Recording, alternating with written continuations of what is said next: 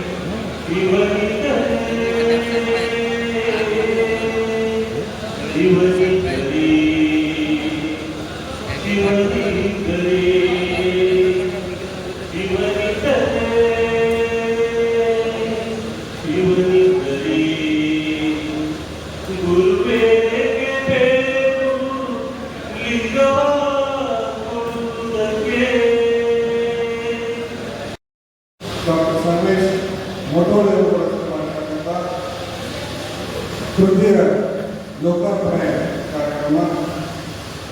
ಈ ಕಾರ್ಯಕ್ರಮದ ಉದ್ಘಾಟನೆಯನ್ನು ನೆರವೇರಿಸಲಿಕ್ಕೆ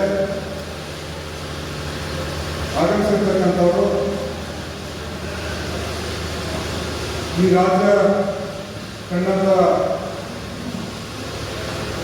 ದಾನ ಧರ್ಮ ಪರೋಪಕಾರಗಳಲ್ಲಿ ಒಬ್ಬರು, ಸರಳತೆಯನ್ನು ತಮ್ಮಲ್ಲಿ ರೂಢಿಸಿಕೊಂಡು ರಾಜಕೀಯ ಮುತ್ಸದ್ದಿಗಳಾಗಿದ್ದವರು, ಪುಸ್ತಕ ಪ್ರೇಮಿಗಳು, ಸಾಹಿತ್ಯ ಪ್ರೇಮಿಗಳು, ನಮ್ಮ ಜಮಖಂಡಿ ತಾಲೂಕಿನ ಕ್ಷೇತ್ರ ಅಭಿವೃದ್ಧಿಗೆ ಬಹಳಷ್ಟು ಅಪಾರವಾಗಿರ್ತಕ್ಕಂಥ ಕಾಳಜಿಯ ಜೊತೆಗೆ ಅಭಿವೃದ್ಧಿಯನ್ನು ಮಾಡಿರ್ತಕ್ಕಂಥ ನಮ್ಮ ಜಮಖಂಡಿಗೆ ನಾಡೋಜ ಪ್ರಶಸ್ತಿಯನ್ನು ಪುರಸ್ಕೃತರಾಗಿರ್ತಕ್ಕಂಥ ಸನ್ಮಾನ್ಯ ಶ್ರೀ ನಾಡೋಜ ಜಗದೀಶ್ ಗುಡಗುಂಟಿ ಸಾಹೇಬರ ಶಾಸಕರು ಜಮಖಂಡಿ ಅವರು ಇವತ್ತು ಈ ಕಾರ್ಯಕ್ರಮದ ಉದ್ಘಾಟನೆ ಕಾರ್ಯಕ್ರಮಕ್ಕೆ ನೆರವೇರಿಸಿದ್ದಾರೆ.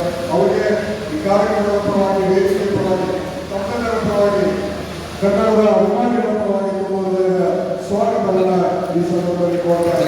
ಸ್ವಾಗತ ಅವರಿಗೆ ಡಾಕ್ಟರ್ ಎಸ್.ಬಿ. ಮಟೋಳಿ ಅವರ ಬಗ್ಗೆ ಸಂತೋಷ ಅಧಿಕಾರಿ ಅವರ ವತಿಯಿಂದ ಸನ್ಮಾನವನ್ನು ನೆರವೇರಿಸುವುದರ ಮೂಲಕ ತುಂಬ ಸ್ವಾಗತವನ್ನು ಈ ಸಂದರ್ಭದಲ್ಲಿ ನೋಡಬೇಕು ಅಂತ ಕೇಳ್ಕೊತಾ ಇದ್ದಾರೆ. ಆಮೇಲೆ ಈ ಸಾಧನೆ ಮಾಡಿದಂಥ ವ್ಯಕ್ತಿಗಳ ಒಂದು ಸಾಧನೆಯ ಮನೆಯ ಸಲುವಾಗಿ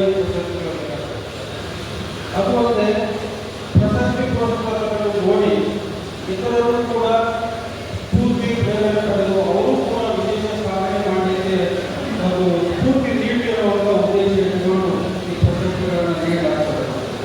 ಸಮಾಜದ ಒಳಿತಿಗಾಗಿ ಶ್ರಮಿಸಿದ ನಿಸ್ವಾರ್ಥ ವ್ಯಕ್ತಿಗಳನ್ನು ಗೌರವಿಸುವುದು ಕೂಡ ಈ ಪ್ರಶಸ್ತಿ ಪ್ರದಾನ ಸಮಾರಂಭದ ಮುಖ್ಯ ಉದ್ದೇಶ ಆಗಿದೆ.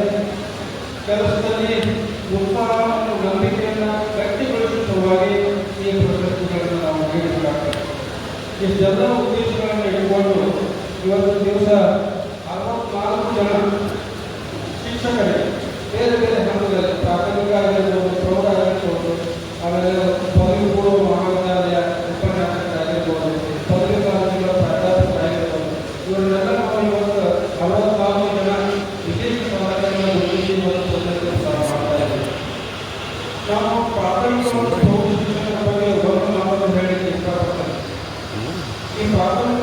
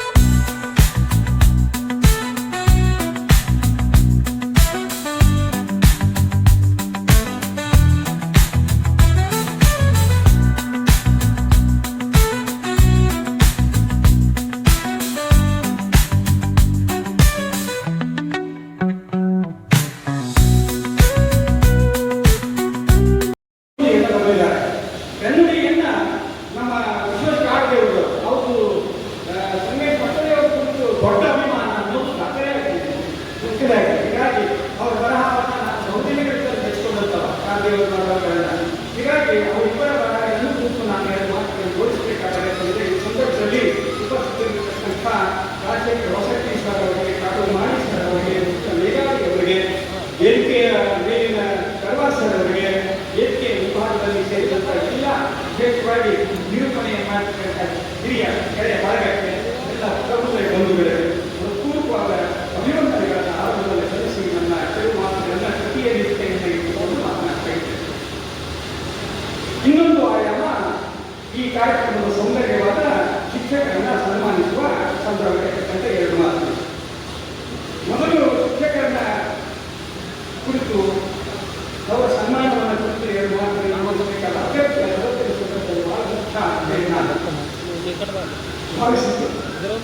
ಈ ನಾಡನ್ನು ಕಟ್ಟುವ, ದೇಶವನ್ನು ಕಟ್ಟುವ ಕೆಲಸಕ್ಕೆ ಗಂಭೀರವಾಗಿ ತನ್ನ ಬದುಕನ್ನ ತೊಡಗಿಸಿಕೊಂಡಂತ ಶಿಕ್ಷಕರಿಗೆ ಎಂತ ಅಪವಾದ ಬಂತಂತಂದ್ರೆ, ಸಾಲಿ ಮಾಸ್ತರನಿಗೆ ಬುದ್ಧಿಲ್ಲ, ಸ್ಟೇಷನ್ ಮಾಸ್ತರನಿಗೆ ನೀತಿಲ್ಲ ಅಂತ ಇಂಥ ಅಪವಾದ ಬಂತು.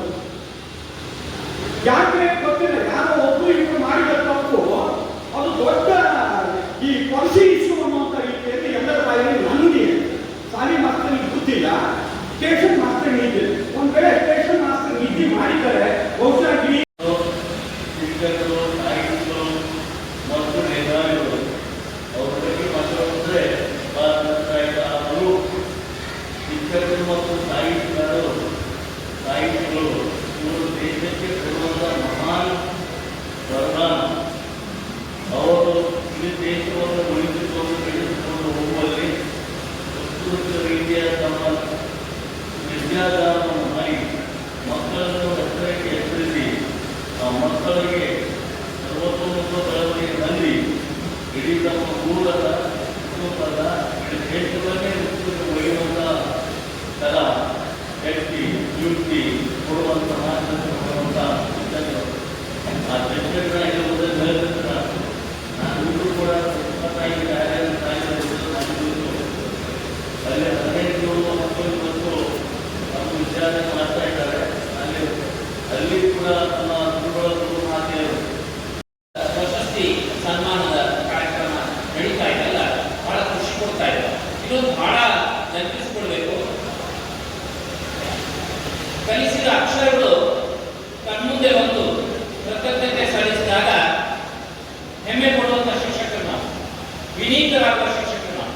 ಕಲಿಸಿದ 4 ಅಕ್ಷರಗಳು ನಮ್ಮ ಕಣ್ಮುಂದೆ ಬಂದು ಸರ್ ಬಹಳ ಚಲೋ ಕಲಿಸಿದ್ದೀರಿ, ನಿಮ್ಮನ್ನು ನೆನಪಿಸ್ಕೋತೀವಿ ಸರ್ ಅಂತಂದಾಗ ಬಹಳ ಹೆಮ್ಮೆ ಕೊಡೋರು ನಾವು. ಅಂತ ಹೆಮ್ಮೆ ಕೊಡುವಂತಹ ಯಾವುದಕ್ಕೂ ಕೂಡ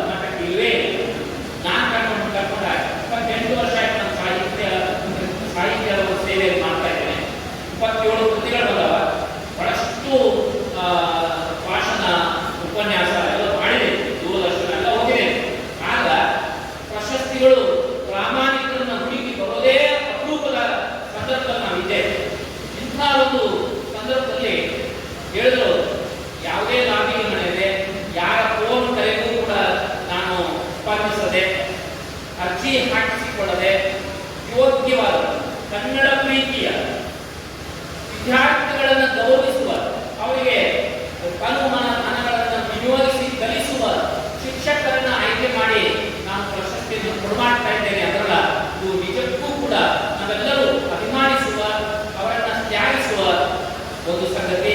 ದೊಡ್ಡ ಚಪ್ಪಾಳೆಯನ್ನ ಆ ವ್ಯಕ್ತಿಗೆ ನಾವು ಕೊಡೋದು. ಇನ್ನು ಒಂದು ಕವಿತೆಯನ್ನ ಓದುವ ಮುಖಾಂತರ ನಾನು ಮಾತು ನಿಲ್ಲಿಸ್ತೇನೆ. ಅವ್ರ ಬಗ್ಗೆ ಹೇಳಬೇಕು ಅಂದ್ಕೊಂಡಿದ್ದು ಬಹಳಷ್ಟು ಜನ ಹೇಳಿಬಿಟ್ಟಾರ. ಇಲ್ಲಿ ನನಗೆ ಒಂದು ಸಾಲು ಕವಿತೆಯ ಸಾಲಿನಲ್ಲಿ ಬರ್ತದೆ.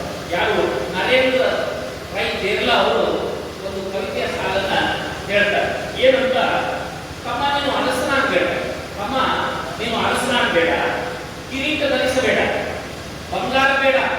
ತಮ್ಮ ನೀನು ಅರಸನಾಗಬೇಡ, ಕಿರೀಟ ಧರಿಸಬೇಡ, ಬಂಗಾರ ಬೇಡ, ನೀನು ಮಾಮರವಾಗು, ನೀನು ಮಾಮರವಾಗು, ಮಾವ ಸಿಹಿ ನೀಡುವ ನೆರಳ ಅಂತ ಅವರು ತಮ್ಮ ಕವಿತೆಯಲ್ಲಿ ಹೇಳ್ತಾರೆ. ಆ ಕೆಲಸವನ್ನು ಸಂದೇಶ ಮಾಡ್ತಾರೆ. ಮಾವಾಗುವ, ನೆರಳಾಗುವ, ನಮಗೆಲ್ಲ ತಮ್ಮ ನಿಸ್ವಾರ್ಥ ಸೇವೆಯಿಂದ ಸಿಹಿ ಹಚ್ಚುವ ಕೆಲಸವನ್ನ ಸಂದೇಶವರು ಮಾಡ್ತಾ ಇದ್ದಾರೆ. ಹಾಗಾಗಿ ಪ್ರಶಸ್ತಿ ಸಿಕ್ಕಿದ ಮೇಲೆ ಜವಾಬ್ದಾರಿ ಹೆಚ್ಚಿನ ಹಾಗೆ ನೆನಪಿರಲಿ. ಶಿಕ್ಷಕರೇ, ನಾನು ಒಬ್ಬ ಬುದ್ಧಿಮಾಂತನಾಗಿ ನಿಮ್ಮೆಲ್ಲರೂ ಹೇಳ್ಕೊಳ್ತಾ ಇದ್ದೆ. ಯಾಕಂದ್ರೆ ಪ್ರಾಥಮಿಕ, ಪ್ರೌಢ, ಪದವಿ ಪೂರ್ವ, ಪದವಿ ಶಿಕ್ಷಕರೆಲ್ಲ ಇದ್ದೀರಿ, ಪ್ರಶಸ್ತಿ ಪಡಿತಾ ಇದ್ದಾರೆ. ಪ್ರಶಸ್ತಿಗಳು ನಗಲೇರಿದ್ವು ಅಂದ್ರೆ ಮನೆಗಾರಿಕೆ ಇನ್ನಷ್ಟು ಹೆಸ್ತು ಅಂತಂದ್ರೆ. ಯಾಕಂದ್ರೆ ಒಂದು ಪ್ರಶಸ್ತಿ ತಗೊಂಡವ್ರನ್ನ ಸಮಾಜ ಗಮನಿಸ್ತಿರ್ತದೆ, ಸದಾಕಾಲ ಅವ್ರ ಮೇಲೆ ಹದ್ದಿನ ಇಟ್ಟಿರ್ತಾರೆ. ಹಾಗಾಗಿ ಎಲ್ಲೂ ಕೂಡ ಎಡವದೆ ನಮ್ಮ ಕೆಲಸವನ್ನು ನಿಷ್ಠೆಯಿಂದ ಮಾಡ್ತಾ ಮಕ್ಕಳಿಗೆ ಬೇಕಾಗುವ ಶಿಕ್ಷಕರಾಗೋದು ಅಷ್ಟೇ ಸಾಕು. ಒಂದು ಕವಿತೆಯನ್ನ ನಾನು ವಾಚನ ಮಾಡೋದ್ರ ಮೂಲಕ ನನ್ನ ಮಾತುಗಳನ್ನು ನಿಲ್ಲಿಸ್ತೇನೆ.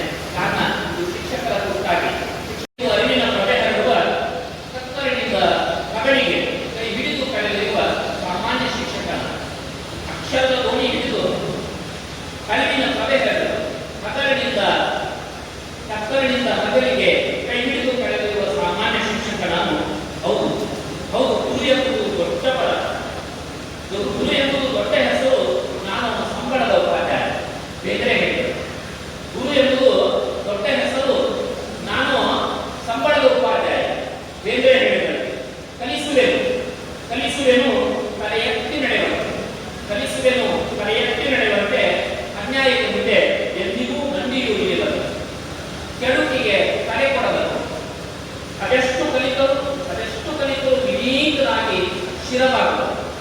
ಕಲಿಸುತ್ತೇನೆ, ಅದೆಷ್ಟು ಕಲಿತರು ವಿನೀತನಾಗಿ ಶಿರವಾಗಬೇಕು. ಸಾವಿರ ಸಲ ಸೋತರೂ ಸರಿಯೇ ಗೆಲುವಿನ ಕಡೆ ಸದಾ ಮುನ್ನುಗ್ಗುವಲ್ಲಿ. ಕಲಿಸುತ್ತೇನೆ ಮಧ್ಯಾಹ್ನ ಮುಕ್ತಾಗದ ಹಾಗೆ ಬದುಕುವಲ್ಲಿ. ಗೊತ್ತು ನನಗೆ ಈಗ ನನ್ನ ಮುಂದಿರುವ ಪುಟ್ಟ ಹಣತೆಗಳು ಮುಂದೊಮ್ಮೆ ನಕ್ಷತ್ರಗಳಾಗಿ ಬೆಳೆಯುತ್ತವೆ. ಈಗ ನನ್ನ ಮುಂದಿರುವ ಪುಟ್ಟ ಹಣತೆಗಳು ಮಕ್ಕಳು, ನಾವು ಕಲಿಸಿರ್ತಕ್ಕಂಥ ಮಕ್ಕಳು ಪುಟ್ಟ ಹಣತೆಗಳು ಮುಂದೊಮ್ಮೆ ನಕ್ಷತ್ರಗಳಾಗಿ ಬೆಳೆಯುತ್ತವೆ. ಇದರ ಗುಣ